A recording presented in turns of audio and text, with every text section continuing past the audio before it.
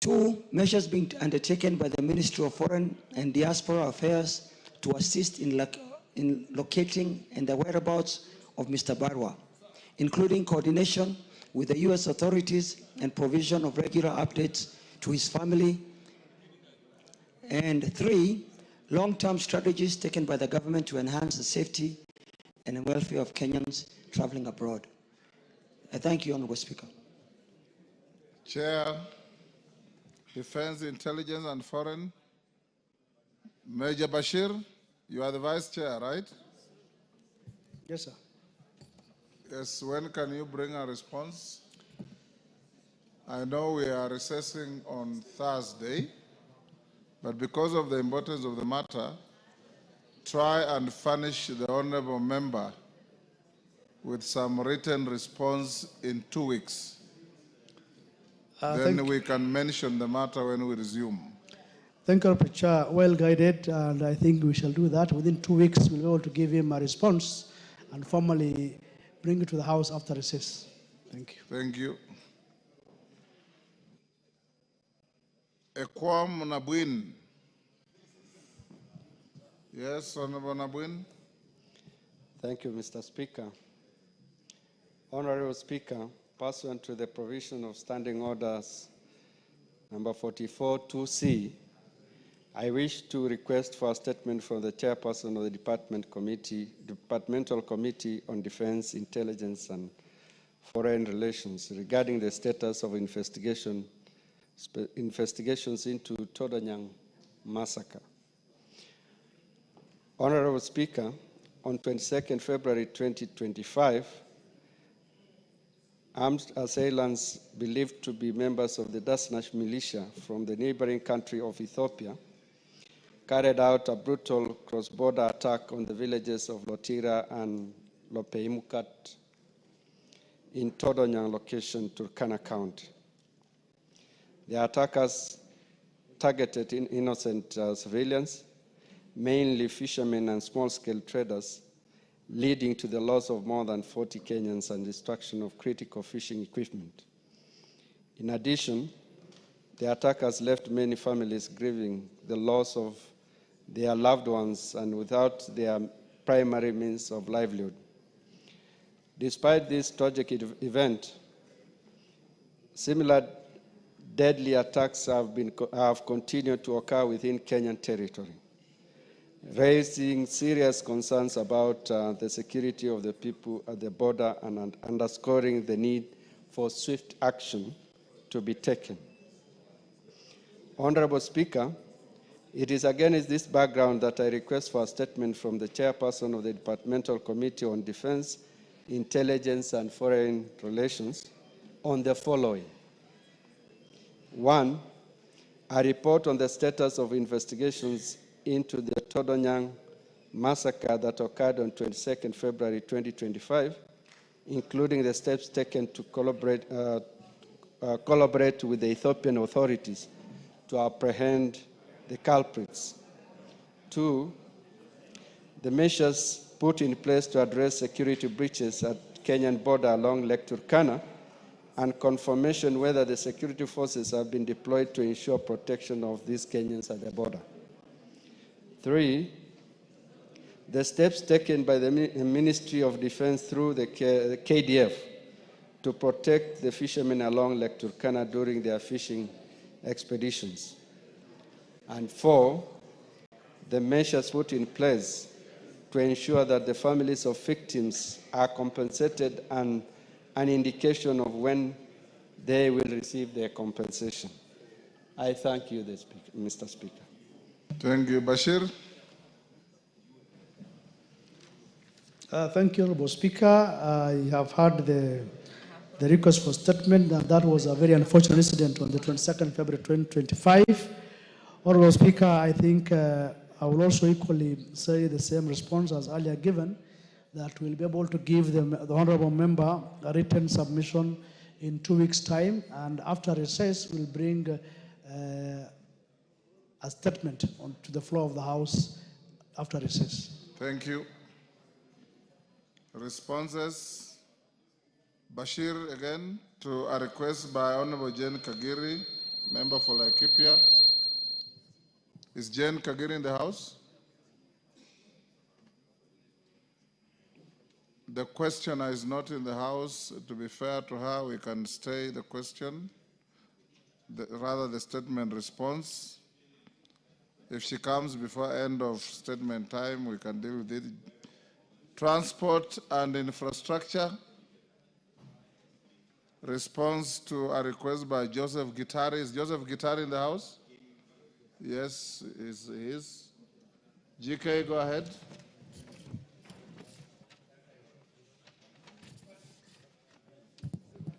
Thank you, Honorable Speaker. Honorable Speaker, the member for Kirinyaga Central, the Honorable Joseph Gitari, MP, requested for a statement from the chairperson of the Departmental Committee on Transport and Infrastructure regarding the status of construction and rehabilitation of roads in Kirinyaga Central constituency. Honorable Speaker, the Honorable Gashoki sought to, among other things, establish the status of the following road projects in Kirinyaga. Is Kiamudhambe Gatuto Road, Kagumo Kangaita Road, Kerogoya Prisons to Kemande Road, Kerogoya Gaos, Kandakame Road, Kevingo Keratina Road, Mungedha Gitumbe Mugwande Road, and Motira Kagumo Kiamaina Gadudoma Kianjage Road. B, report on the status of rehabilitation works for the following roads: Gakoigo Kiandieri Kangaita Road and Miringairi Kiawakara Road. And 3, interventions by the ministry to ensure the completion of these projects, including specific completion dates.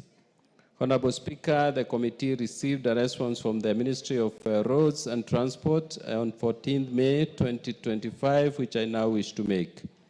Regarding reports on the status of the following roads, Kiamudhambe, Kerogoya Gaos, Mugedha, roads, the ministry submitted that these roads are in the project contract number RWC 286 under Jiang's Water Hydropower Construction Company Limited as the contractor.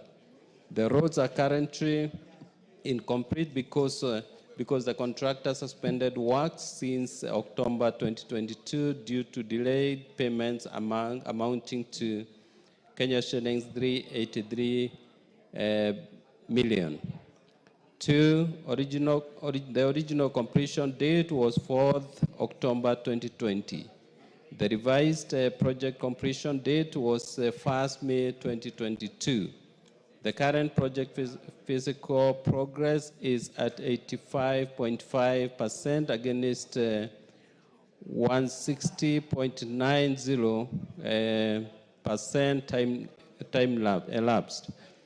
The ministries further submitted that Kiamudhambe Gatuto Road, covering 2.68 kilometers, has stalled after completion of the base layer construction. The Kerogoya Gaos Kandakame Road, covering 1.96 kilometers, has been halted after the first seal surface layer was laid, with a 100-meter section remaining unconstructed due to unresolved well issues. The Mungedha Gitumbe Mugwande Road, covering 3.818 kilometers, has similarly stalled following the completion of its base layer construction. All these 3 projects currently remain incomplete, with work suspended at these various stages of development. Honorable Speaker, regarding Kagumo Kangaita Road, the ministry submitted that this road link is in the project contract number RWC 621 under China Wuyi Company as the contractor. A section of 4.2 kilometers along Kagumo-Kangaita is complete, with the remaining 2.75 incomplete. The contractor has not been on site since December 2024 due to delayed payment of an amount of Kenya shillings 141.5 million. The original completion date was 26 July 2024. The current project physical progress is at that 1.85 against 120.99% time elapsed. Regarding Mutira, Kagumo, Kiamaina, Gaduduma, Kianjagi Road, the ministry submitted that these roads are in the project contract number RWC 549 under China Wuyi Company Limited as the contractor. A section of 6.5 kilometers along Mutira, Kagumo is complete, and the remaining 10.75 incomplete. There are no ongoing works because the contractor has suspended works since November. The contractor suspended works since November 2024 due to delayed payments amounting to Kenya shillings 290.5 million. The original completion date was 2nd July 2022. The revised project completion date was 12th February 2024. And the current project physical progress is at 69.84 against 120.46% time elapsed. Honorable Speaker, regarding Kerugoya prisons, Kimande Road and Kibingo Karatina Road, the ministry stated that the two roads are under the county government jurisdiction. Regarding status of rehabilitation works for Koigo, Kiandieri, Kangaita Road, that is 13.08 kilometers, the ministry submitted that the road project forms part of RWC 286 under Jiangxi Water Hydro Construction Company Limited. The road shall be rehabilitated by the contractor upon the scheduled resumption of works On Meringairi, Kiawakara Road, the ministry submitted that this road was constructed under Road 2000 program, which was completed in January 2021. The rehabilitation of this road has been factored in the RMLF 10% funding for financial year 24-25. The original completion date for the project was 21st January 2021, and the project is 100% complete. Regarding interventions by the ministry to ensure the completion of these projects, including specific completion dates, the ministry submitted that through the Kenya Rural Roads Authority, the ministry shall communicate the specific completion dates for the stalled projects upon resolution of the funding challenges that has caused the slowing down of or complete withdrawal of contractors from site. Towards this end, the ministry has made requests for enhanced annual budgetary allocations to enable the offsetting of the enormous pending bills owed to contractors for road work certified countrywide, including those in Kirinyaga County. In addition, the ministry has initiated several interventions towards settling pending bills, including actively exploring alternative financing initiatives and seeking support from development partners. Honorable Speaker, I submit. Gitari, you satisfied? We move on. Thank you, Mr. Speaker. I'm not fully satisfied, but I sympathize with my friend, my neighbor, Honorable GK, because he was not the author of this reply. Mr. Speaker, my statement was a bit specific. And one of the things I was asking in number C was the actual completion date, not the completion dates that were there before 2024, 2022. Mr. Speaker, I'm coming from a premise that Mutira Kagumo Kiamaina Gadodoma Road, even the president came and launched it. And to my thinking was that maybe there was money for that, and people of Kirinyaga are still waiting for that. Mr. Speaker, on this other road, Koringoria Girls Kandakame Road, Mr. Speaker, it has been there for a very long time. So I was imagining that the chairman would have consulted the ministry properly because he comes from the same zone and to get appropriate answer, Mr. Speaker. Have you brought an inappropriate answer?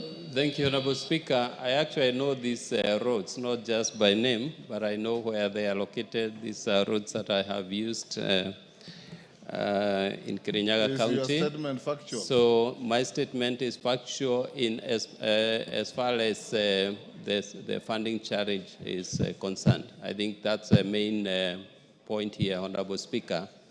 It's not about the timelines, but availability of resources to complete these projects. I didn't want to see these projects completed myself because I am Honorable Getare's countermate, and we'll do our best to support him and to support the people of Kirinyaga and by extension the people of Kenya. Thank you. Thank you. We'll go to the next. Transport and infrastructure. Is Lelmengit in the house? Joses Lelmengit is not in the house. Is Jen Kagiri in the house now? Point of order. Yes, Wangari. Thank you, Mr. Speaker. Before you exit that order, just to remind you, Mr. Speaker, last Thursday I requested for that statement on gambling from the Chair Finance. You instructed that I write to your office, which I did. Maybe you can give the direction so that we know the way forward before the recess. Thank you, Mr. Speaker. I directed the clerk to cause the chairman to bring a response. Chairman, tomorrow or Thursday, are you able? So, Honorable Speaker, I thank you for your indulgence, and I want to issue an apology to the Honorable Martha Wangari for the delay in this. Honorable Speaker, as you are aware, there were several other businesses that were referred to my committee, but we'll do our best to make sure we have a report by Thursday. That's why I didn't put any pressure on you, because I knew the load of business that was before you. Can you do so on Thursday? I'll do so on Thursday, Honorable Speaker. Thank you. So statement requests and responses for Jane Kagiri, member for Laikipia, and Joses Lelmengit will be stayed until Thursday. Hopefully they will be here. So Major Bashir and GK, be ready for Thursday. Next order. Order number 8, procedural motion. Extension of sittings and resolution to hold a Thursday morning sitting. Majority Leader, but before you order members on their feet, take your seats. Richard, take your seat.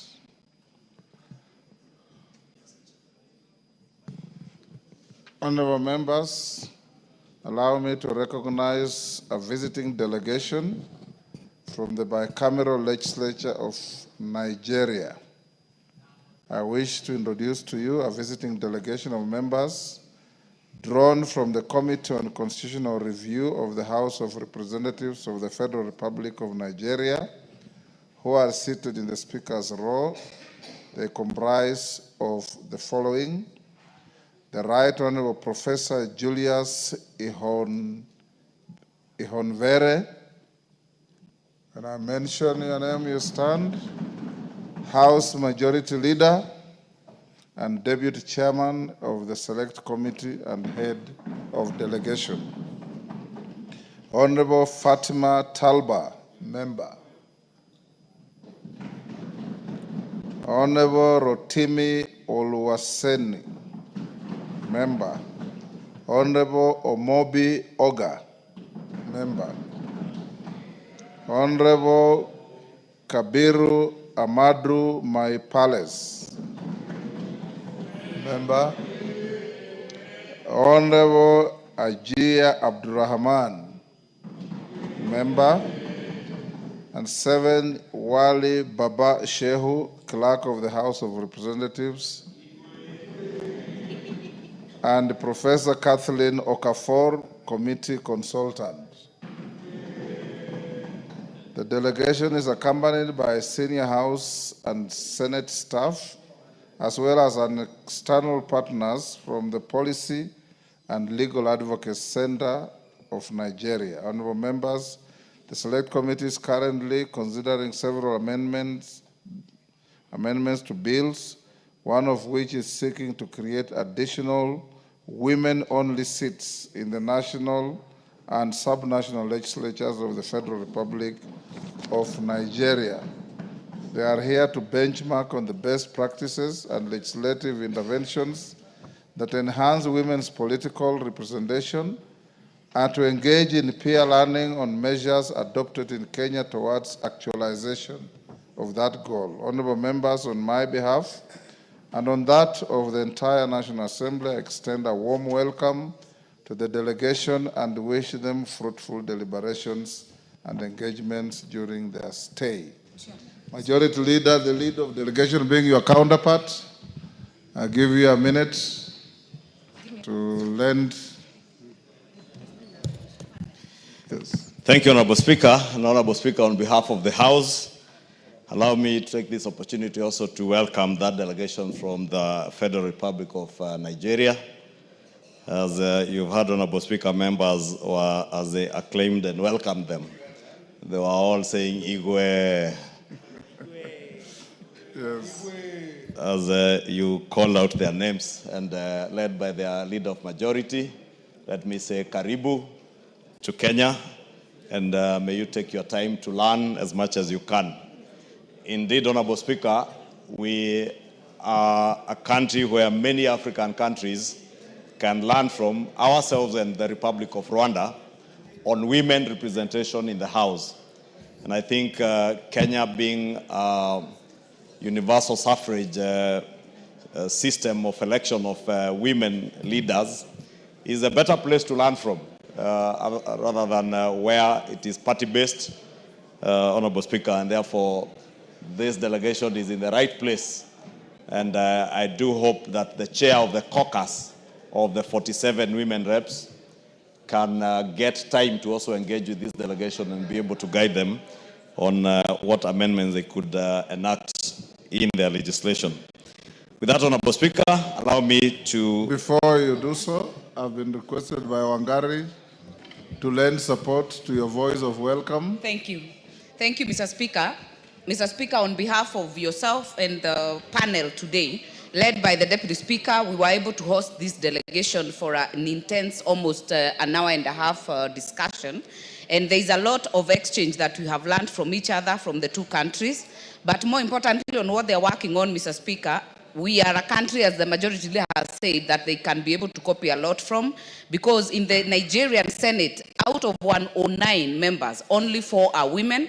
In the House of Representatives, out of 360, only 16 are women. So in total, they only have 4% representation of women. And I think this was the right place to come for this benchmarking. We have shared a lot in terms of the legislations that we have put in place. We have also shared a lot, Mr. Speaker, on the constitutional journey that this country has traveled to be able to get to where we are, Mr. Speaker. So I know they'll still be here for a few more days. They should be having a meeting on Thursday with the Kenya women parliamentarians, so that we also exchange notes on how we can help them to frame the legal framework for their country. And we are happy to always welcome them back to this country, Mr. Speaker. Thank you. I appreciate. Thank you, Majority Leader. You can now proceed with your motion. Thank you, Honorable Speaker. Honorable Speaker, maybe before I move, it's also important to note, as Honorable Martha Wangari says, we also came from where Nigeria is today. Yes. There was a time there were very few women, elected women members of parliament in this country. Tell them when I first came to this parliament in 1992, 10. there were 3 elected women. Yes, including the Honorable Wanjiru. Including the one from Kinango. the prophetess. Yes. So Honorable Speaker, I was saying is indeed a long walk for us to get to where we are. Yes. And I do hope that the Republic of Nigeria, being an African powerhouse like Kenya in the western part of Africa, just like Kenya is a powerhouse in Eastern Africa, they will lead from the front. And Africa is better with more women representing their people, both in the legislature and in the executive. And we look forward, Honorable Speaker, to a time when Nigeria and Kenya will have women presidents leading our 2 great countries. And I do hope, Honorable Speaker, that we'll be able to see this in our lifetime. And I know in this House there are very many capable women who can be future presidents of this republic after the 10 years of President William Ruto. Honorable Speaker, allow me to move a procedural motion on order number 8, that pursuant to the provision of Standing Order 33A and B, on hours of meeting, this House resolves to 1. Extend sittings of Wednesday, 25th June 2025 afternoon sitting and Thursday, 26th June 2025 afternoon sitting to midnight for purposes of consideration of priority business ahead of the short recess. And 2. To hold a morning sitting on Thursday, 26th June 2025, commencing at 9:30 a.m. Honorable Speaker, this motion is pursuant to what we agreed in the House Business Committee this lunch hour, that to allow us to conclude with all the important business that we have before we proceed on our short recess on Thursday evening, that we slot in a Thursday morning sitting and extend the sittings tomorrow up to midnight, and also Thursday to extend the sitting up to midnight, so that we may conclude all the important business that we have, including the supplementary appropriations bill, whose debate the chair has just given notice, the virtual assets bill that again the chair has just tabled, the chair finance has just tabled its report, and all the other priority business that we have on the order paper for today, tomorrow, and the day after, Honorable Speaker. And with that, Honorable Speaker, I beg to move and request the Honorable Osoro to second. Thank you very much, Honorable Speaker. Yes, thank you very much, Honorable Speaker. As the majority leader has rightly put it, Honorable Speaker, looking at the calendar of this House, Honorable Speaker, this House will be proceeding for recess from Thursday. And it's quite in order for us to dispense of every business that we have before us, very serious business that we have before us, as we indeed discussed in the House Business Committee, before we proceed. So with that, Honorable Speaker, I beg to second. Thank you. Members on their feet, take your seats. Take your seats. Major Deco, take the nearest seat. Honorable members, I'll now propose the question at order number 8, which is that pursuant to the provisions of Standing Orders 33A and B, hours of meeting, this House resolves to 1. Extend sittings of Wednesday, 25th June 2025, afternoon sitting, and Thursday, 26th June 2025, afternoon sitting to midnight for purposes of consideration of priority business ahead of the short recess. And number 2, hold a morning sitting on Thursday, 26th June 2025, commencing at 9:30 a.m. Do I put the question, members? I now put the question, which is that pursuant to the provisions of Standing Orders 33A and B, hours of meeting, this House resolves to 1. Extend sittings of Wednesday, 25th June 2025, afternoon sitting, and Thursday, 26th June 2025, afternoon sitting to midnight for purposes of consideration of priority business ahead of the short recess, and 2, hold a morning sitting on Thursday, 26 June 2025, commencing at 9:30 a.m. As members of that opinion say aye. Aye. Will those of the contrary opinion say nay? The ayes have it. Next order. Order number 9, procedural motion, reduction of the publication period of a specified bill. Honorable Atandi, Chair, Budget and Appropriations Committee. Thank you, Honorable Speaker. Honorable Speaker, I would like to move that pursuant to the provisions of Standing Order 120, this House resolves to reduce the publication period of the Supplementary Appropriations number 2, National Assembly Bill number 26 of 2025 from 7 days to 1 day. Honorable Speaker, we have roughly 4 days to the end of this financial year. And because the House is going to short recess in the course of this week, and also that this supplementary appropriations bill 3 to normalize the under Article 223. Therefore, Honorable Speaker, I would like to beg the House that we shorten the publication period for 1 day so that we are able to process this bill before the close of this session. Honorable Speaker, I move. Thank you. I would like to ask the Majority Leader second. Who? Majority Leader. Thank you, Honorable Speaker. I rise to second, and as the Chair has said, in view of the fact that we have only less than 4 days to the end of the financial year, and we need to conclude the supplementary appropriations bill for this financial year and have it ascended to before the end of the year, it's important that we reduce that publication period to 1 day. Thank you, Honorable Speaker. I second. Order. Members on their feet, take your seats. CNN, take your seat.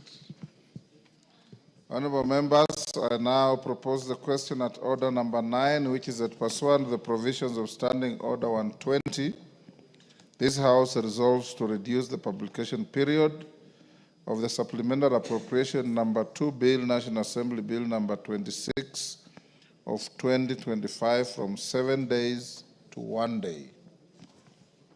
Put the question.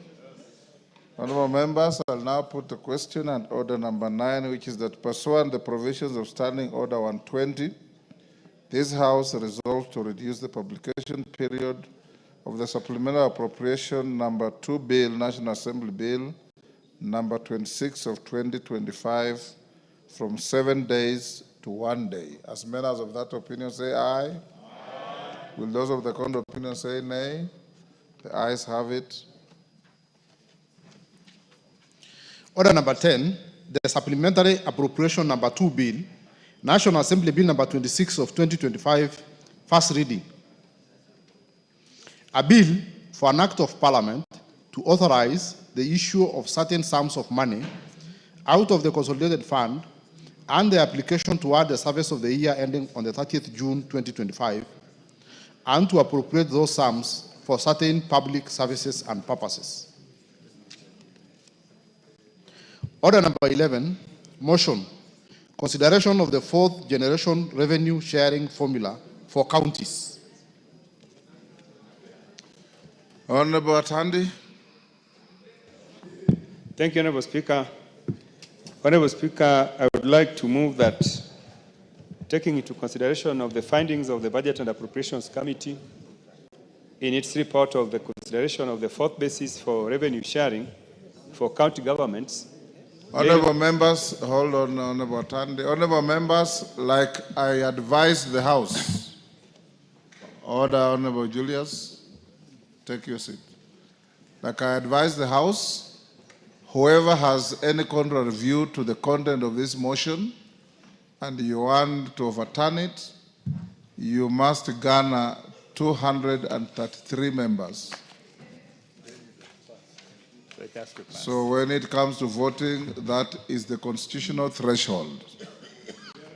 Go on, Atandi. Thank you, Honorable Speaker. Honorable Speaker, I would like to move that, taking into consideration of the findings of the Budget and Appropriations Committee in its report on the consideration of the fourth basis for revenue sharing for county governments laid on the table of the House on Thursday, 19th June 2025, and pursuant to the provisions of Article 217, 1 and 4 of the Constitution, on allocation of the share of national revenue among counties, this House concurs with the Senate and approves the fourth basis for annual allocation of their share of national revenue to the county level of government for the financial years 2025, 2026, 2029 to 2030 without amendments as follows. Number one, for county equitable share below 415 billion, county allocation is equal to baseline allocation ratio of 387 billion 425 plus Kenya shillings 3 billion shared equally among identified 12 counties plus 0.45 of population index plus 0.35 of equal share index plus 0.12 of poverty index plus 0.08 of geographical size index and equitable share index of 390.425 billion. Number two, for county equitable share of 415 billion and below, county allocation is equivalent to baseline allocation ratio of 387.425 billion plus 4.46 billion shared equally among the identified 12 counties plus 0.5 of population index plus 0.35 of equal share index plus 0.12 poverty index plus 0.08 geographical size index plus equitable share of 391.89 billion. Where number one, baseline allocation ratio is equal to allocation factor derived from each county's allocation for the financial year 2024-2025. Number two, the 12 identified counties are Elgeyo Marakwet, Embu, Isiolo, Kirinyaga, Laikipia, Lamu, Nyamira, Nyandarua, Samburu, Taita, Taveta, Tharaka Nithi, and Vihiga.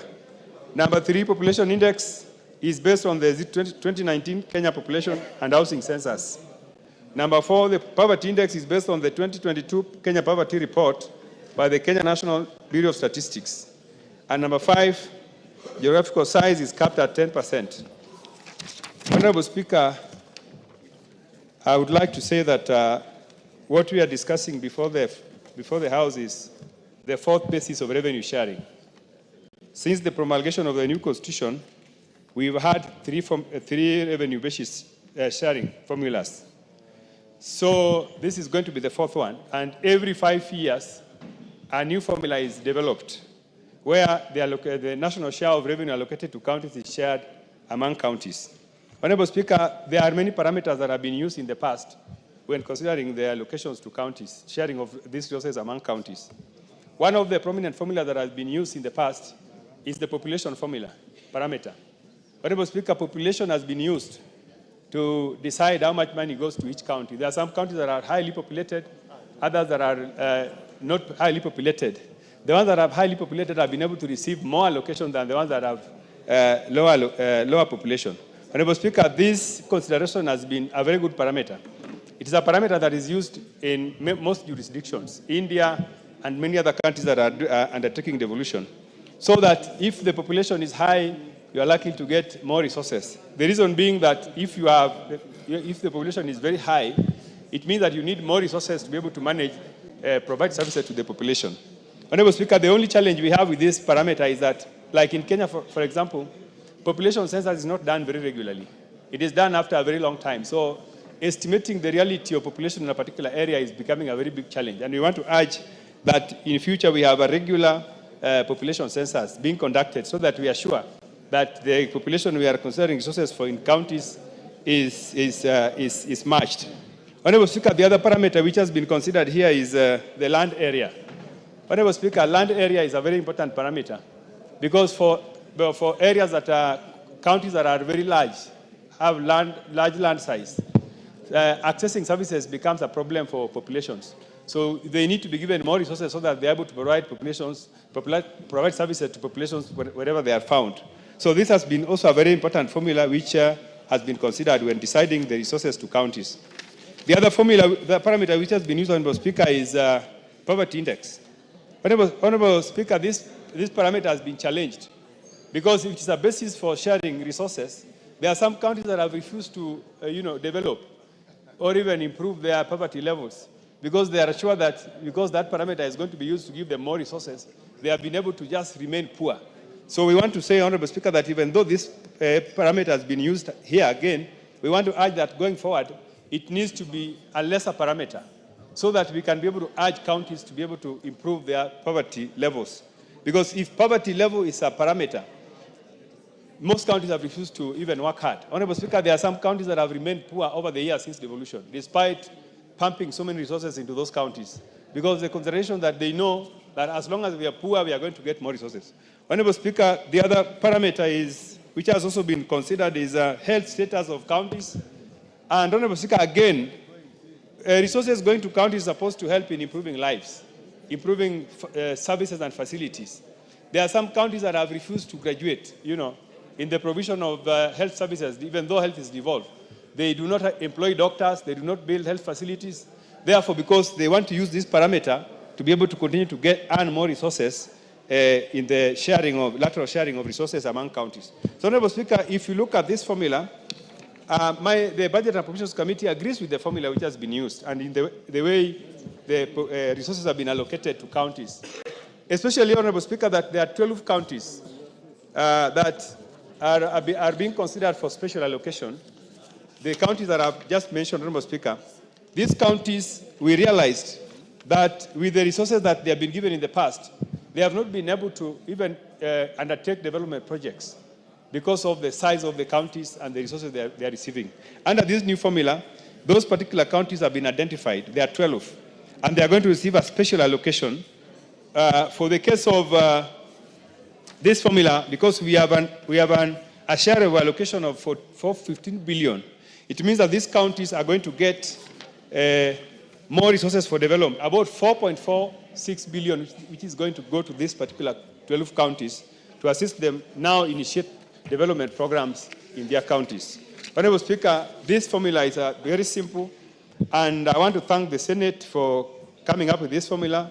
It was a very consultative process that was able to give us this formula, and I think this formula is going to ensure that even counties that have not been able to engage properly in development programs, they will now have the opportunity to do so because of the special allocations that they have been given under this formula.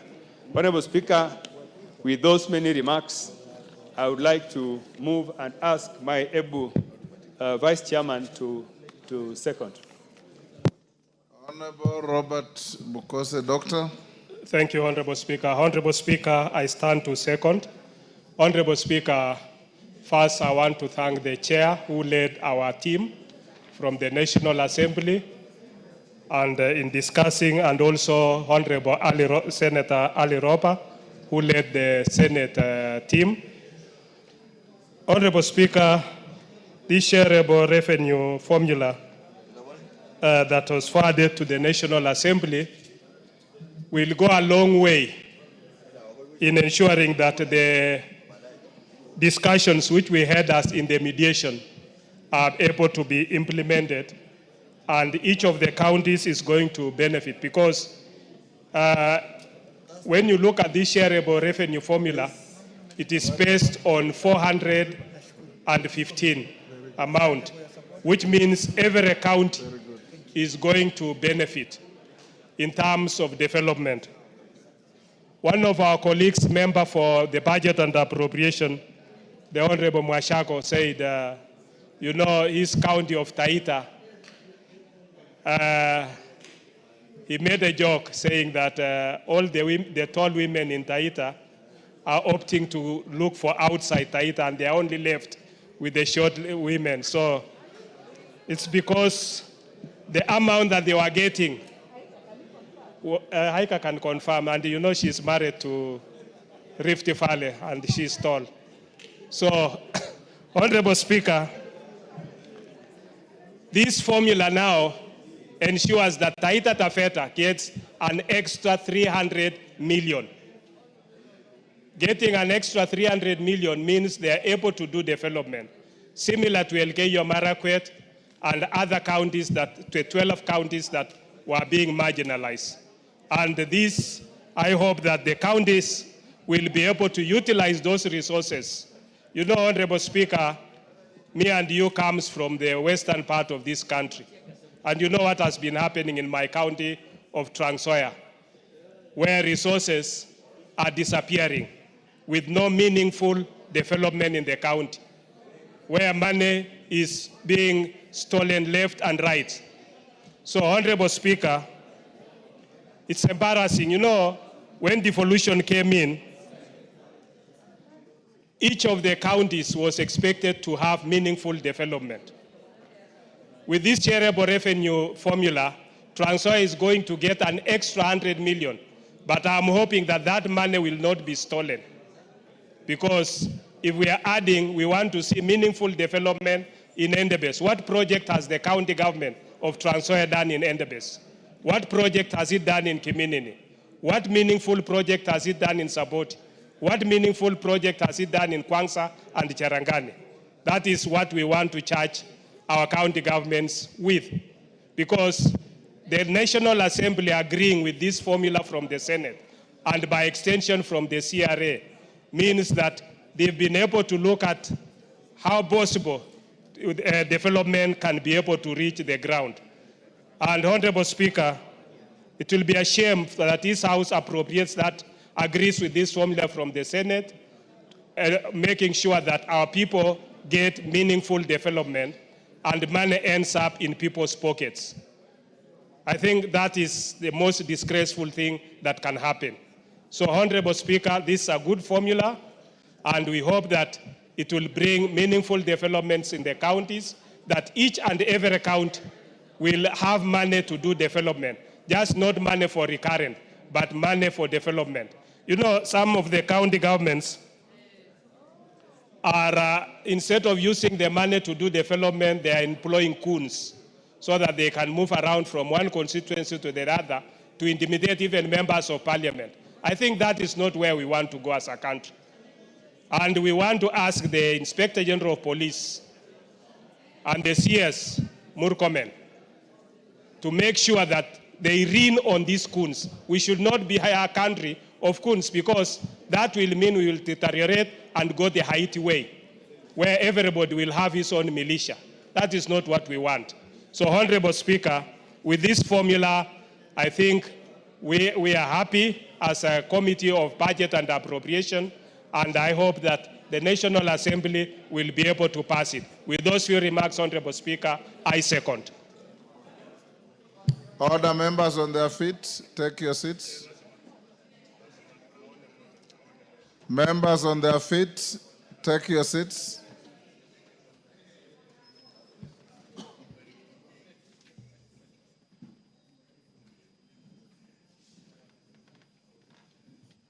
Members at the back, take the nearest seats. Thank you.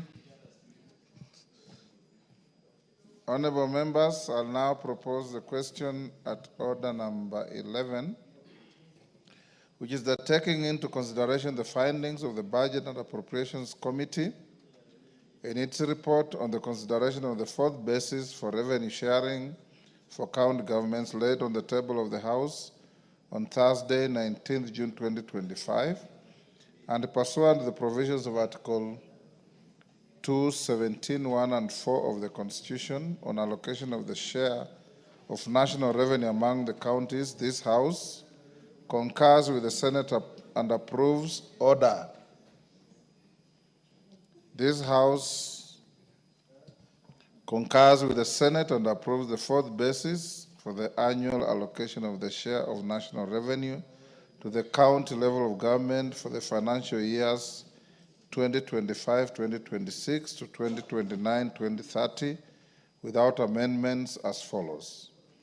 For county equitable share below Kenya shillings 415 billion. County allocation, baseline allocation ratio, Kenya shillings 387.425 billion, plus Kenya shillings 3 billion shared equally among the identified 12 counties, plus 0.45% on population index, plus 0.35% on equal share index, plus 0.12% on poverty index, plus 0.08% on geographical size index, county equitable share, Kenya shillings 390.425 billion. 2, for count equitable share of Kenya shillings 415 billion and above, count allocation equals baseline allocation ratio, Kenya shillings 387.425 billion plus Kenya shillings 4.46 billion shared equally among the identified 12 counties plus 0.45% population index plus 0.35% equal share index plus 0.12% poverty index plus 0.08 geographical size index plus county equitable share Kenya shillings 391.89 billion, where 1, order Honorable Kajwang. Order. Where baseline, actually the offender is the member for Kibra. Order. Where baseline allocation ratio equals the allocation factor derived from each county's allocation for the financial year 2024-25. 2, the 12 identified counties are Elgeyo Marakwet, Embu, Isiolo, Kirinyaga, Laikipia, Lamu, Nyamira, Nyandarua, Samburu, Taita Taveta, Tharaka Nithi, and Vihiga. 3, the population index is based on the 2019 Kenya Population and Housing Census. 4, the poverty index is based on the 2022 Kenya Poverty Report by the Kenya National Bureau of Statistics. And 5, geographical size is capped at 10%.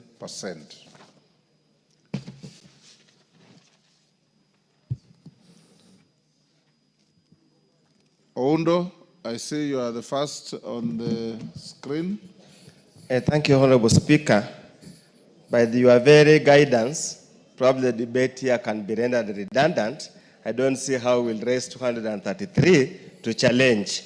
But just as through Honorable Speaker, I just would wish the Chairman of Budget and Appropriation Committee, having deliberated and dealt with this matter, to probably explain to us Kenyans on what criteria were the 12 counties selected.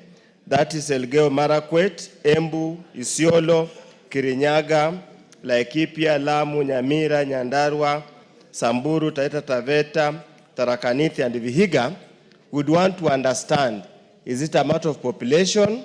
Is it a matter of poverty index? What are those socioeconomic parameters that were used to select those 12 counties, considering that Kenya has been independent since 1963, we have had devolution since 2010 or it came into effect 2013, all of us will be interested to know on what basis. Secondly, Honorable Speaker, we can never discount the question of poverty index. It's so critical.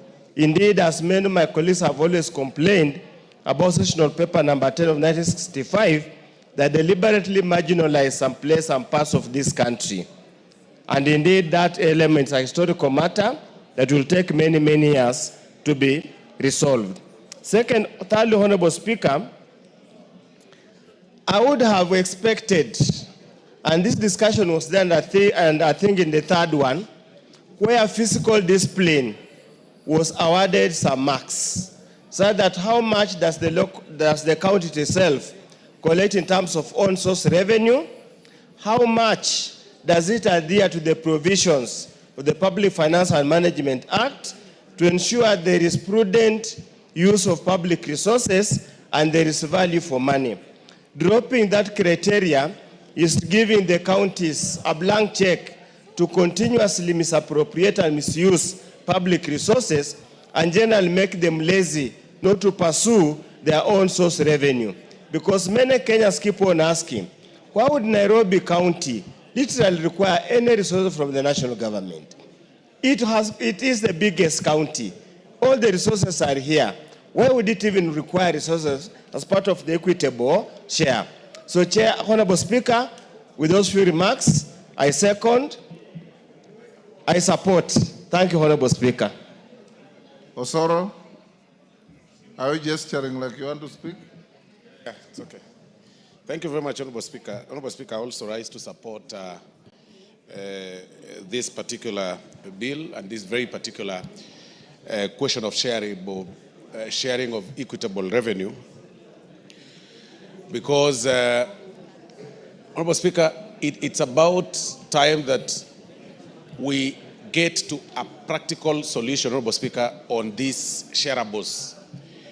Even as we look at the national cake and how we are able to share across the country, Honorable Speaker, we also need to ask the county governments on what exactly are they able to reach their targets in terms of their own source revenues. And just like my colleague Honorable Uda has said, there are counties, Honorable Speaker, that really do not require such. Looking at Nairobi, for example, as a county, Honorable Speaker, the amount of money they collect as own source revenue is actually enough to even fund even up to 5 counties by themselves. They do not need any cake from the national government and from the exchequer. Those are the debates that we need to be having. Although, Honorable Speaker, looking at the formula that has been shared by the Honorable Atandi, there has been a progressive growth, very progressive growth on exactly what goes to the devolved units. And as I said earlier, Honorable Speaker, we started from about 320 or thereabout, or 340. Then it grew gradually to about 385. It stuck at about 388. But now we are getting to about 415 billion shillings going to the devolved units. And this is a clear indication, Honorable Speaker, that progressively money is getting to the people. Money is moving from the central system and going to the villages, going to the county governments. But the question we need to ask ourselves, Honorable Speaker, is that, is this money really getting to the people like it ought to? Does it get to the right person in the villages? Does this money, Honorable Speaker, get to be used for the particular purpose that it's meant for in the Constitution, Honorable Speaker? Those are the questions that we need to ask ourselves. And going forward, this House needs to think on how to come up with a legislation that perhaps we replicate what happens with NGCDF to the county governments. That even as we send money to the county governments, that we need to come up with a formula, perhaps on how this money should be spent. It should go down to the people, Honorable Speaker, with a vote, a particular vote. Say, for example, we should say that 40% of, not more than 60% of the amount should be used for recurrent expenditure or even salaries. Because, Honorable Speaker, even as we talk about 415 billion going to the devolved units, about 65% of that amount, Honorable Speaker, is used for salaries, is used for the recurrent expenditure. And sometimes when you look at their budgets, when they pass their budgets, you will see a huge amount of money, Honorable Speaker, meant for, they say, governor's office, which you really can't tell what it does. So it's about time that this House thinks through such structures. If we are able to replicate the formula that is used on NGCDF to the county governments, then it will have a meaningful impact on the people. Because as it is currently constituted, Honorable Speaker, we send a blanket check to them. We give them the entire amount, 415 billion. They have their own source revenue.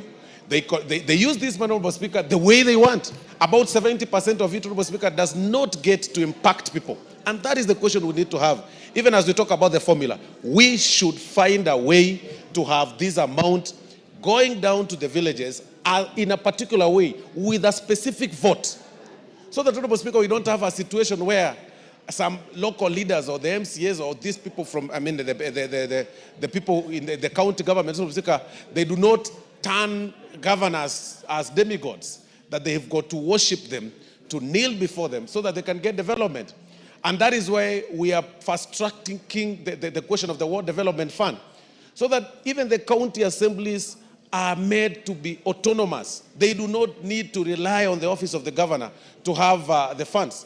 So, Honorable Speaker, even as I support this, I challenge this House to think through a legislation that will take this money to the counties with a particular vote, that 20% is for salaries, 30% is for this particular purpose, so that it's replicated like the NGCDF. You don't just let it be as it is, that a governor decides on, there is no cap on what you can't spend beyond whatever amount so that it gets to reach the people. That is the discussion that we should be having. And also challenge the governors and the county governments that we are still struggling, even as we continue growing gradually. Now today we are at 415. We are still struggling, and not just us, even Kenyans who are watching us are also struggling to identify what these billions do in the counties. When you also, what this amount, huge amount of money, is whether this huge amount of money is felt in the counties. We are still struggling to understand. But again, as I sit down, Honorable Speaker, we challenge the counties like Nairobi. These are questions that we also need to discuss. Capitals, cities, or big cities like Nairobi, Honorable Speaker, Mombasa, and several other counties, do they really need this amount from the exchequer? Do they need to share because the own source revenue from these counties is actually enough to even fund even 5 other counties. We need to ask ourselves that challenge, Honorable Speaker. I was looking at the budget, the Nairobi County government budget, Honorable Speaker. I realized it's actually triple what Rwanda passes as a national budget. It's more than the budget of a whole country like Rwanda. The budget of Nairobi County as a city, Honorable Speaker. Looking at their own source revenue, Honorable Speaker, you will also realize it's too much, and it's quite enough, Honorable Speaker, that can be able to fund so many other county governments. So, as I support, Honorable Speaker, those are the questions we need to ask ourselves, whether these big cities really require this national cake, number one. Number two, how we'll be able to replicate the law on NGCDF, on the act on NGCDF, to the county government, so that as we send money, it goes with a particular vote and nobody will be able to spend this and this. And also the question of pending bills, we also tell them that this particular vote is meant for pending bills, so that you don't need to form committees. Because what they do, Honorable Speaker, immediately a new county government or a governor takes over, he forms a committee, that is also paid by the government, by their very own county fund, to see and review whether the predecessor had genuine pending bills. Honorable Speaker, there should be a system that checks that. It shouldn't be like you're forming a committee, you are paying them. After this committee, it's again rechecked by another committee. Those are the challenges, Honorable Speaker, that we have as far as devolution is concerned. But with those very many remarks, I still support. Thank you very much, Honorable Speaker. Thank you, Honorable Osoro. Allow me, members, to acknowledge the following schools before we continue with the debate. In the public gallery, we have Katimoril Secondary School from Koringoria in West Pokot. We have Kianjiuni Comprehensive School from Maragua in Murang'a County, and Thome Primary and Junior School from Gilgil, Nakuru. On my behalf and on behalf of the House, we welcome the students, their teachers, and those accompanying them to the House of Parliament. And I've been requested by the member for Gilgil to give her 1 minute to acknowledge and welcome the school from her constituency, and indeed all the others. Thank you, Mr. Speaker, for indulging me, and I want to take this opportunity to welcome the students and the pupils in the gallery. And Mr. Speaker, allow me to thank you and also the clerk's office, because this session and this parliament specifically has been a very good training ground for our students and our children. And it is important because some of the schools you see here, especially that school called Thome, is all the way near Eburu Forest in Gilgil. So for them to have the opportunity to come and observe the proceedings of this house is quite a privilege, and we hope that we can continue with the same. And I welcome all the students, Mr. Speaker, to know that it can be them who are sitting here tomorrow. It will be their chance. But for today, they observe and learn. Thank you, Mr. Speaker. Thank you, Shako. Member for Undanyi. Thank you, Honorable Speaker, for giving this chance to put my comments on the the fourth basis for sharing revenue to counties, Honorable Speaker.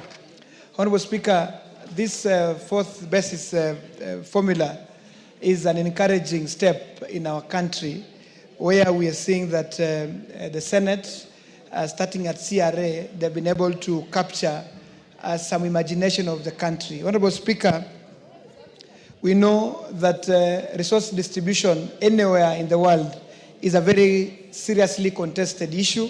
It is never easy to share resources, distribute resources to different corners of the country. And when we bequeathed ourselves the new constitution in 2010, Honorable Speaker, devolution was the main theme, the main item that made Kenyans support devolution, as it were. Honorable Speaker, this formula gives hope to small counties, including my county of Taita Taveta. Honorable Speaker, we are pleased and we are happy to support this formula because CRA and Senate have agreed to put aside money that will be shared among the small, so-called small counties, the 6 counties, Honorable Speaker. Honorable Speaker, these small counties have perennially had really issues because they are not able to raise enough resources to fund the development of specific needs of those counties, Honorable Speaker. Vihiga being one of them, West Pokot being one of them, Trakanithi, Lamu, Taita Taveta, to name but a few. Honorable Speaker, when we consider only population and geographical size and poverty, it does not capture the minimum resource requirement, minimum resource wallet that is required to run a county, Honorable Speaker. And therefore today when I see in this formula, there is an attempt to set aside 3 billion to be divided among the 12 counties. It gives me a lot of encouragement, Honorable Speaker. And to make even matters better, Honorable Speaker, when this House, I sit in the Budget Committee, Honorable Speaker, and we did agree that we should give counties more money, Honorable Speaker. And today we passed in this House that Division of Revenue Bill, and now that we give counties 415 billion shillings. And in this, Honorable Speaker, it means the 12 counties that are so-called small counties, Honorable Speaker, will be able to get a total of 4.46 billion to share amongst themselves, Honorable Speaker. And if you divide that by 12 counties, Honorable Speaker, you realize that each county will receive in excess of 370 billion Kenya shillings. I want to urge the governors from these small counties that indeed this money, the biggest challenge that we've had in counties like Taita Taveta, Honorable Speaker, is in the area of health care. And therefore, Honorable Speaker, I want to urge my governor, I want to urge the members of the county assembly, I want to urge the executive, that when this money comes, because this money is coming as an affirmative fund to fund the development needs of our county. That 370 billion, Honorable Speaker, I want to urge my governor to make use of that money and fund the entire of it, fund the health budget, Honorable Speaker. Because our people are suffering. We do not have enough equipment in our hospitals. We don't have enough hospitals themselves. Like in Voi, Honorable Speaker, Taita Taveta, we have a level 4 hospital that would expect it to be improved to a real standard level 4 hospital, or even if possible, Honorable Speaker, to build a proper level 5 hospital in Taita Taveta, Honorable Speaker. And therefore, I want to say the entire 370 billion, should all of it be channeled to health, to promote health, to build new facilities, to put equipment in those health facilities, and where possible to support the health workers to find so that they have everything that they need. Their monies, whatever monies they need to get that money, that 370 affirmative fund should go into that sector, Honorable Speaker.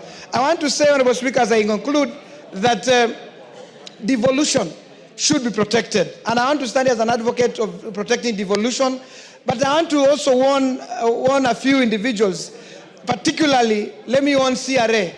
When the first formula for marginalization policy was made, it identified 14 counties to have been marginalized since independence.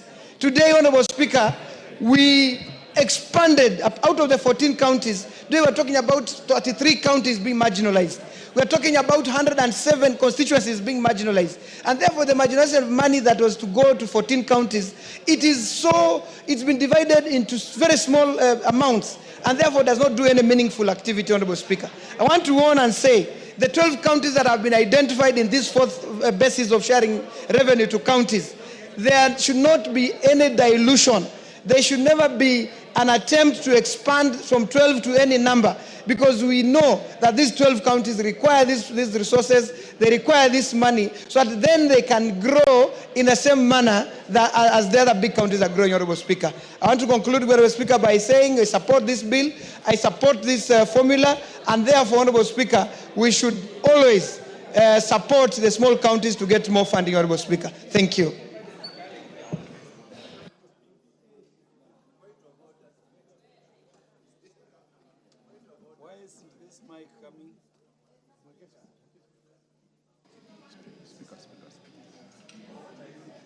It is very easy to know the members eyeing the seat of the governor in future.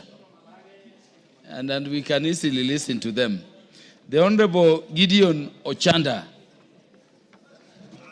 the MP for Bondo. Mr. Speaker, eyeing the seat for governorship, I think, I don't want to get in those troubles too early. Mr. Speaker, as I look forward to contributing properly to this motion, I want to remind ourselves and the entire House of a number of things. Definitely there has to be a formula in terms of how we place resources horizontally. But besides that, in as much as the chair has brought us what the Senate has looked at, I want to believe and I want to say that there are many other things that are not yet looked at properly, which are factors that really need to be looked at. Number one are the constitutional considerations that we have. There are provisions in the Constitution in Article 203, and if you allow me to read one or two of them, Chair, is that consideration needs to be looked at in, for example, if you look at the factors that are given in the Constitution in Article 203, of specific concern is, for example, the need to ensure that county governments are able to perform the functions that are allocated to them. I think this is a factor that when we are looking at placement of revenue to counties, who is it that has ascertained? Who is it that has really computed in terms of what is it that the counties are supposed to be doing, their functions, the kind of functions that are already transferred, the value of those functions before we place resources in them. The other important factor that the Constitution provides that has not been looked at is the issue of the fiscal capacity and efficiency of the county governments. Again, the Revenue Allocation Commission needs to be looking at these things before we place money to these counties. The issue of capacity, fiscal capacity, the issue of efficiency. We have counties which are basically, which needs to be closed down. When you look at the issues of efficiency and the capacity, fiscal capacity. These are critical factors and they are constitutional provisions that we really need to really look at every single time that we are placing resources. The other thing, Chair, is the whole issue of every single time. Like 2 months ago, we placed more money to counties in the name of additional resources, additional funding to counties. We passed here a motion and we gave them more money. So at what stage do we consider or do we look at these additional monies that we place for counties when we are doing the horizontal placement of resources? That's a critical thing that needs to be looked at. The whole issue of additional, and look at it in terms of even the function that the national government is still doing for counties. Where are those monies? Where do we look at them? For example, the issue of markets. The markets alone this year or last year, we put together, we have placed a lot of money to markets, which are basically functions of the county governments that are being done by the national government. The other thing, Mr. Speaker, that we need to look at is the issue of grants. Each year, there are grants that are going to counties. But at the point of looking at which counties are getting what monies or what resources, nobody looks at the counties that have been getting grants. For example, Embu is here, is listed as one of those that needs to be looked at in a very positive way. But you look at the grants, you realize that Embu has had grants more than Busia in the past number of years. So, Mr. Speaker, I think this is something that must be looked at in terms of where do we normally take our grants to. When we are talking about additional revenues, Where do we take those additional revenues to? And all those are factors that must be looked at every single time that we are trying to look at the issue of placement of resources. The last one, Mr. Speaker, is we are placing resources to where Equalization Fund has also placed resources. The Constitution has provided in terms of Equalization Fund where some of these monies are supposed to go to. So how come that we are again placing money to counties based on factors that Equalization Fund is being used for? Meaning that some of these places are getting more money or getting double monies because Equalization Fund gives the money, and on this other side, the issue of placement, horizontal placement of money also gives them money. So, Mr. Speaker, those are critical factors that we need to be looking at moving forward. Somebody is going to challenge us in court one time. How come we are not using the constitutional factors that are supposed to be looked at very keenly? How come we add more money after this kind of resources have already been placed? How come we have grants that are going to counties and we don't look at them? And how come, again, we place factors that are used by another fund for purposes of horizontal placement of funds, Mr. Speaker? Thank you. The Honorable Tom Joseph Francis Kajwang, MP for Waraka. Mr. Speaker, sir, even though I do not intend to marshal 2/3 of the House to surmount rejection of this bill, I must, however, speak to the negative. I find the formula that has been used by the Commission to be fairly simplistic. I think 15 years of constitutional dispensation, we needed to appraise and understand what statistical method would best suit discussions about revenue shares. When you limit it to population and geographical and poverty index alone, a lot of other parameters, statistical parameters, may not be,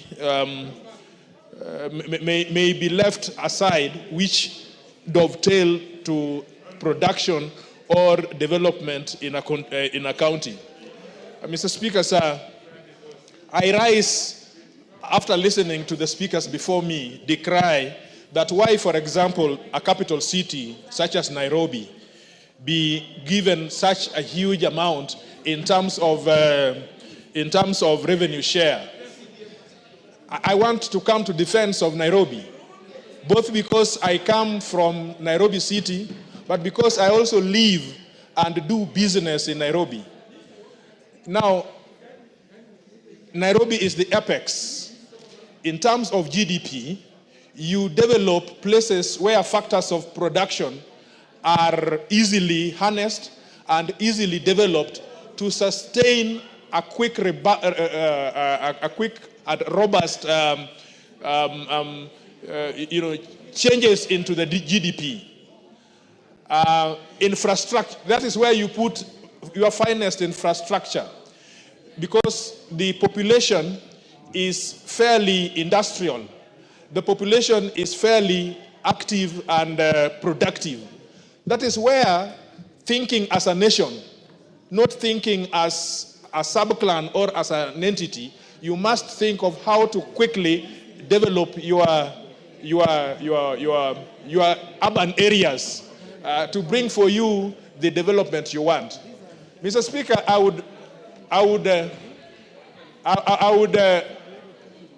Mr. Speaker, I would expect that certain. Mr. Speaker, I thought I could get your attention on this.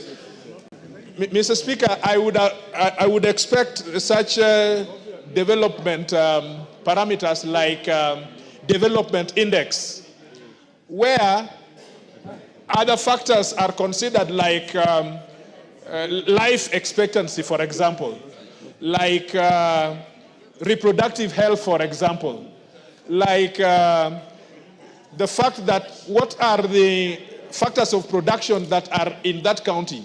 What are the minerals are there? I wouldn't have a problem if Taita Taveta, for example, had some money because they need to produce those minerals they have there. I wouldn't mind if Turkana were given some more allocation because they needed to bring the oil that is suspected to be there. But if you simply disperse money because they are counties, because they have been defined in the constitution, you may want to appease everybody, but you do not get into real development of a nation that result into an enhanced GDP. We must be thinking of a nation, although there is devolution, which then brings which then allows us to harness our rural folk, but we must be thinking as a nation. So even if, for example, Migori were to be the leaders in terms of springing us for GDP, take money in Migori and get Migori to give the country a shot towards Singapore. So in my view is that I think we need to have some intellectual discourse on these formulas. And I think we need to be patriotic as a nation more than we think we are small particles called the counties.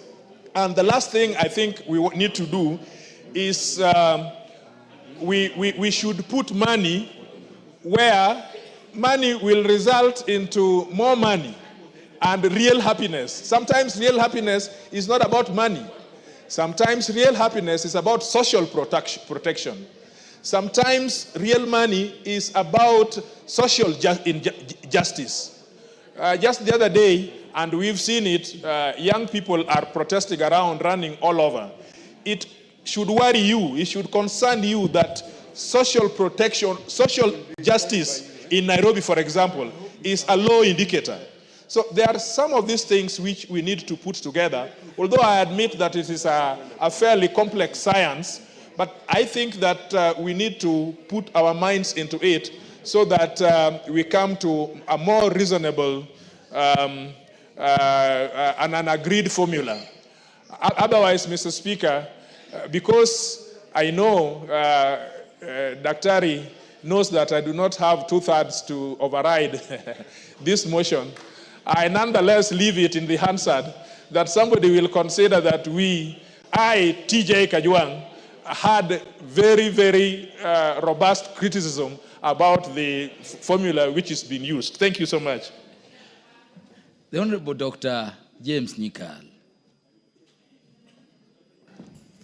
Thank you, Mr. Speaker, for giving this opportunity. Mr. Speaker, I rise to actually support the report and this formula. I think it is actually an improvement of the formula that was used before, and I know how much work has been put into it. However, I think it has limitation, Mr. Speaker, because it's basically based on three things: population size, land size, and poverty index. Now, looking at poverty index is actually looking at the reverse. It probably would have been better to look at human development index, because that is what is telling you what people actually need. Poverty index is to a large extent telling you how much people are suffering without telling you very much what they need to do. And therefore, if we used human development index, which then will tell you how people are doing in terms of health, how people are doing in terms of education, how people are doing in terms of standard of living. For example, in health, you will use such figures as life expectancy as birth. And if you go into that, then you find out why is it that people are living shorter. In this country, if you go to, you find that in Nyanza, probably the life expectancy is much shorter than it is in the central part of the country. And you ask why. Then you think of years of school. By the age of 25, how long have people been in school and what have they actually achieved? And then you look at per capita income. I think those will give you a much more robust indicator or index. And then you can actually use really practical things, like you will use distance to health centers. How far do people walk in a given county to the nearest health center? The amount of tarmac roads in kilometers per individual. Those are actually much more direct way of looking at, and they give you, if you look at tarmac roads, then you can actually say how much more do we need of tarmac roads. If you look at the distance to health facilities, you then actually can come out and say these are the number of health facilities we need in this area, so these people will need this. So I think as much as they're using poverty index, I would say they should work next time with the Human Development Index and then look at the components of the Human Development Index that will give you direct input that you need to actually use to estimate the amount of income, the amount of money that should be given the county. But, Mr. Speaker, much more important is how the money is used. Every time we stand here, Mr. Speaker, we talk of corruption in the counties, corruption in the counties. True, I've looked at that. To me, what has changed a lot since devolution is actually the number of very expensive houses that you see in the countryside. And when you ask most of them, you find these people are actually working in counties. And I say, well, at least something has happened. So we talk of that corruption, but there's one thing we don't look at. What about the systems? The systems do help us to actually reduce corruption. We cannot eliminate them, but to reduce corruption. Financial systems. It is just last week we were actually talking of the financial systems that we use in the county. We have the bigger Public Finance Act, but how well are people trained on this? If you look at procurement systems, how well are people trained at the county level in this? If you look at human resource. Now, I'll give an example of health sector which I'm familiar with. I think of devolved functions, the function that has the largest number of human resource at the county level is health. And it is so complex, and that's why we have these issues. Now, if you look at training, we have a school of government, and there's only one in the country. One would have expected that at this time, we should actually have several schools of government in various parts because of devolution, so that these officers actually, officers at the county level, get the appropriate training. We compare county governments with the national government. The national government has been in existence for over 100 years. So the experience that has been gathered and the number of people who have that experience in national government is huge. County governments have just been here for about 10 years.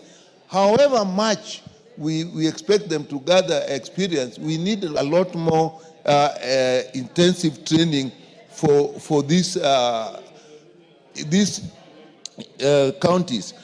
Another thing that is coming very clear, like in this, they are figuring out the 12 counties because they are small. The size of counties also matter, Mr. Speaker, because personally I believe that the counties we have are too small. And the evidence is that the counties themselves are now coming with regional blocks. They have realized that if we need to be more prospective, be more productive, we need to be larger. They are telling us, so we ask in Naivasha, how did we get to this number 47? Well, I know it may be now very difficult to go back and say, can we go back to the 8 that were originally proposed? So these are issues that actually we must keep looking at. The other issue is that the raising of own revenue. I think we should put an index in this distribution formula that indicates how much own revenue has a county raised. And then we actually reward those who are doing well on raising their own funds, probably should get more so that there's an incentive. Otherwise, what happens, We don't work on the raising our own revenue. We want to depend to a large extent what comes from this formula. So, Mr. Speaker, I've said before and I say now, we had a committee for the implementation of the Constitution, which was to a large extent legal, which then actually died, which was term was over. Then we came with the Transition Authority, then we now intergovernmental. This House actually has a committee on implementation of the Constitution. And I think we should regularly be looking at what we need to do. How are the structures? How are the performances? If every time we are having MCAs working very hard to impeach governors, what are the factors behind it? So if the governors are not, if the counties are not performing, what are the factors that are there? And then we can then review the whole issue of county governance with these facts that we have in mind. So I think this is a fairly scientific and very difficult formula they are working on, but it can give a basis for regular review of how devolution is working. With that, Mr. Speaker, I support. Thank you. The Honorable Dr. Makali Mulu, MP for Kitui Central. Thank you, Honorable Speaker, for this opportunity. Honorable Speaker, I want to join my colleagues in commenting on this fourth generation formula. And as I do that, I want from the word go to say that if I was able to move the numbers, I would have opposed this formula. But now that we'll not be able to move the numbers, let's go on record on a number of issues. Honorable Speaker, sharing of public resources has never been an easy assignment. In some countries, it actually triggers war. In some countries, it causes serious conflicts because resources generally is what determines how areas or regions are going to develop. Honorable Speaker, I've looked at the factors being considered in this fourth generation formula. And I've had the privilege of looking at all the previous three. And now this is the fourth generation. And if you analyze from the first one to the fourth one, they have always been dropping some things and bringing on board new ones. They have been changing the factor, what we call like now the percentages in terms of contribution. And that has had some impact in terms of what goes, how much each county gets. One thing I must appreciate the current formula for, Honorable Speaker, is to ensure that as we move to the future, no county will get less than what they have been getting in the past. That is important. But Honorable Speaker, just taking you back to the history of this country, there was a system of paper number 10 of 1965, which was a paper on African socialism and its application to planning in Kenya. What did that paper do? That paper was emphasizing on developing high potential areas in this country. And it means in terms of resource allocation, public resources were pushed to those areas which were seen to be high potential. So from the word go, there was skewness in resource allocation. And as a result of that, Honorable Speaker, you find some regions are marginalized. And that's why we came up with the Equitable Equalization Fund. So what are we saying, Honorable Speaker? We are saying, by design, some parts of this country have remained poor for some time. And that's why poverty rates are very high. So in such a situation, the reason we have been pushing for poverty rates to be high in these terms of percentage is so that we help these areas to come up. But as you can see, Honorable Speaker, if you look at the percentages being allocated to poverty levels, it has kept on reducing every year. And what has happened, Honorable Speaker, is now that we are going back to pushing population to be the leading factor. But Honorable Speaker, through this paper number 10 of 1965, because those areas were developed, what happened? People migrated from marginalized area to high potential areas. So in terms of population, automatically, population of those areas is very high. So what we are going, Honorable Speaker, through this formula, this fourth generation, we actually almost like now coming back to the system of paper number 10 of 1965 in terms of our planning. And that's why to me, I say, When you give population a figure of 45% of the resources, Honorable Speaker, you are being unfair to the rest of the country. Why am I saying that? There are areas like this area where the geographic area is so big that providing services and goods to these areas is a tall order. But now we are downgrading population, geographical area, and upgrading population. So, Honorable Speaker, what will happen with the time is this country, counties which have a big area in terms of a geographic area, will never develop at the same pace with countries which have high population. I'm having in mind, Honorable Speaker, areas like northeastern part of this country, southeastern part of this country, north lifts of this country. Those areas will remain always marginalized because we are once more pushing resources to areas where the population is high.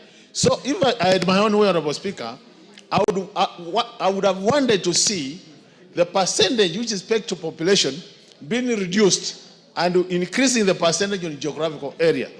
The other important area, Honorable Speaker, is if you look at our constitution, it says very clearly that resources should be shared in a way that each county is able to implement the functions of the county. One thing we have not done as a country is we have not costed devolved functions fully. And where we attempted to cost devolved function, that was about 10 years ago. Things have changed. Honorable Speaker, the price of the unit of electricity 2013 is not the same as the price of the unit of electricity today. So we need a situation where we need to sit and say, for counties to be effective in implementation of their functions, how much is required for counties in totality, so that we cost all the functions and say we require 700 billion. Now, on the basis of that, we allocate the 700 billion and then see how to share it. But the Honorable Speaker, as we said, if you look at just the immediate, the third generation formula, issues of health were factored in, issues of agriculture were factored in, issues of roads development were factored in. Now they have all disappeared. Honorable Speaker, you'll be surprised. An area like, take an example of Garissa. If you look at the roads of Garissa in terms of development, they have no roads. They have what we call just parts, being called roads. So at what point shall we develop roads in Garissa, in Mandera, in Kitui, in Makueni, if we don't factor in the level of structural development in our sharing formula? These are the issues, Honorable Speaker. But you realize that because it looks like we are still pushing so hard for where people are, we agree that we continue being left behind. The issue of corruption, we all talk about it here. How do you address corruption when you omit or when you exclude fiscal responsibilities as a factor in sharing resources? That you don't care how people use the resources before you give them more resources. I would have wished to see a situation where fiscal responsibility becomes an important factor in sharing resources, so that those who take care of public resources are given more. Those who misapply or misdirect are given less. And then we'll have more people joining the club of those who people use public resources well. But for now, it doesn't matter whether I use well or I don't use well, I'll still get resources based on this formula. So I wish we had a way of opening up this formula and improving the situation. But since you can't raise the two thirds, Honorable Speaker, we can only say we live with this formula for the next 5 years, and those who are marginalized can continue being marginalized. Those who are developed, let them continue being developed. I submit, Honorable Speaker. The Honorable Yusuf Mohammed. Thank you, Mr. Speaker, for giving me this opportunity to also add my voice to this revenue allocation bill. Mr. Speaker, as my colleagues have already said, if I was able today to garner the two-thirds majority to reject this bill, I could have done it. But unfortunately, now that I can't do it and it has already gone further, I am just forced to support this bill. However, Mr. Speaker, I must make my reservations for the records. Mr. Speaker, the Constitution has outlined policies and guidelines on how resources are shared between the two levels of government. However, despite well-formulated guidelines, Mr. Speaker, on revenue sharing, there has been a delay of agreeing on the amount to be allocated to the two levels of government because of certain interests. Mr. Speaker, the parameters or the factors used to determine the sharing of the revenue is quite alarming, Mr. Speaker. Mr. Speaker, when you make one of the factors of revenue allocation to the county government as the population index, which is based on 2019 Kenyan census, this clearly shows you how people don't care about certain parts of this country, Mr. Speaker. Mr. Speaker, we all know 2019 census was cooked in the interior office by some crooks who pretended to be the census, those who are doing the census, Mr. Speaker. Mr. Speaker, some areas have been deliberately marginalized and their numbers have been tempered and reduced by 3/4, Mr. Speaker. The same parameters has been used to allocate resources to the same counties which were marginalized for decades, Mr. Speaker. Mr. Speaker, 2019 census is in the corridors of court. The counties, the ASAL counties have went to court to challenge the decision of the Kenya Bureau of Statistics, Kenya Population and Housing Census. And that ruling was kept, that census was set aside, Mr. Speaker. Using nullified census as a parameter to allocate resources to certain counties is not acceptable, Mr. Speaker. Mr. Speaker, this will take this country or return this country to secessional paper number 1 of 1963, which was deliberate attempt to marginalize specific areas to deny them their rightful resources in this country, Mr. Speaker. Mr. Speaker, the other issue is about geographical size of being a factor, but putting it as 10%, Mr. Speaker. Mr. Speaker, what are we using these resources? What is out of order, Honorable Jematia?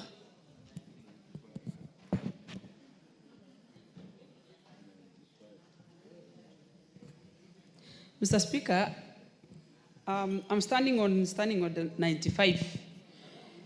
Considering that this formula, and I want to agree with members who have spoken on the floor, that this is a good debate. But considering that we are debating on the formula, and for us to conclude and vote, we need a substantial number in the House. And looking at now the floor, we don't have enough. So either way, I would request the Honorable Speaker that you may call the mover to reply. Thank you. Under Standing Order 95. The Honorable Jematia, I will seek the decision of the House on the matter you have raised once the member speaking concludes. Correct. Correct, Mr. Speaker. Thank you for protecting me from Honorable Jematia for cutting me off. Mr. Speaker, I was on the point of geographical size being used. It is good to use the geographical size as a factor. However, capping it to 10% is unacceptable, Mr. Speaker. Mr. Speaker, what are we going to use this money for? Allocating money to counties. Why are we devolving resources? That is the first question we need to ask ourselves. We are devolving resources to develop each and every village of this country, Mr. Speaker. For a village to have a tarmac road, Mr. Speaker, it needs to have resources, Mr. Speaker. If, Mr. Speaker, you are not considering the length of a road, or if you are not considering the distance of hospitals at the village level, Mr. Speaker, what are you going to use this money for, Mr. Speaker? Mr. Speaker, I thought geographical size could have been the #1 factor to use to determine the sharing of resources, Mr. Speaker, so that those parts which are not developed are developed, Mr. Speaker. Mr. Speaker, some parts which are already getting the junk of the money, or this bill is favoring, are already developed from 1963 up to date, Mr. Speaker. They have roads, they have tapped water, Mr. Speaker. They have tarmac roads, Mr. Speaker. They have hospitals, Mr. Speaker. But those areas, Mr. Speaker, that have been marginalized for quite a while, and their geographical size is much bigger, which I believe doesn't even have 1 kilometer of tarmac road, has still been marginalized in this revenue sharing, Mr. Speaker. Mr. Speaker, as much as I have all those reservations, but still, the amount allocated is better than the years before, Mr. Speaker. Some people are still talking about corruption.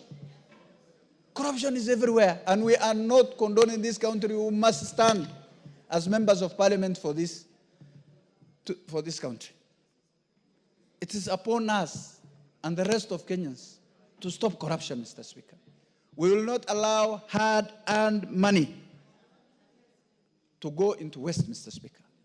85% of these resources, Mr. Speaker, is going to the national government. And the same marginalized areas, they are not even getting 1% of the 85% of the money that is left at the national government, Mr. Speaker.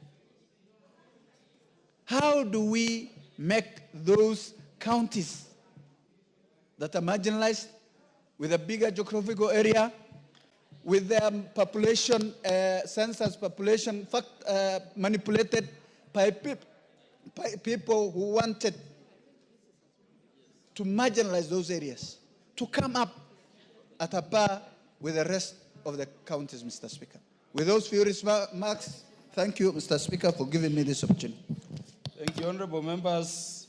The Honorable Jematia stood in a place and asked for the decision of the House on whether the mover should be called to reply. Will as many as are of that opinion say aye? Aye. Will as many as are of the contrary opinion say nay? Nay. The ayes have it. Mover. Thank you, Honorable Speaker. Honorable Speaker, I would like to thank the members for debating this bill in the manner that they have done, and more particularly offering very strong criticism of the bill. Honorable Speaker, this report which I have just tabled is a report which has come from the Senate. Is that the Honorable Mudhoni wa Muchomba?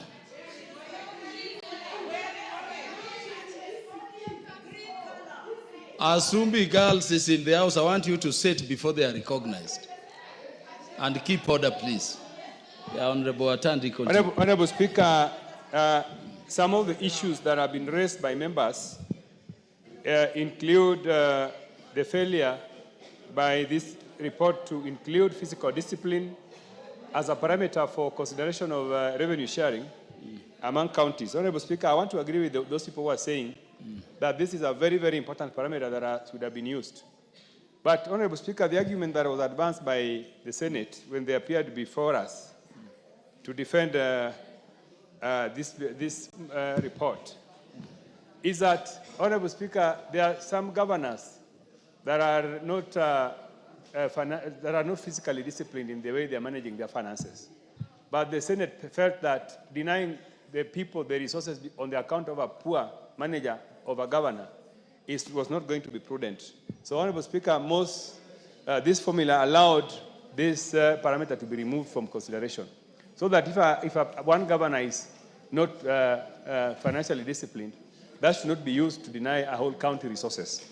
The other factor that has been raised, Honorable Speaker, was some members who were questioning why only 12 counties were identified and for use in the new formula. The 12 counties, Honorable Speaker, are small counties. And that is the reason why this affirmative action has been employed on them. The reason being, Honorable Speaker, that for the two important parameters, population and geographical size, these two parameters give these counties very little resources. That in the end, these counties do not have resources to undertake development programs. That is why they were identified for affirmative action in this new formula, so that they will be able to receive some money extra to allow them to undertake development programs. Honorable Speaker, with those many remarks, I would like to reply. Thank you. Honorable members, I want to put the question. Before I do, let me once again notify you that the numbers required for you to negative this motion are not existent. So I'll be putting the question, the way your voices go, the ayes will have it. And so I put the question.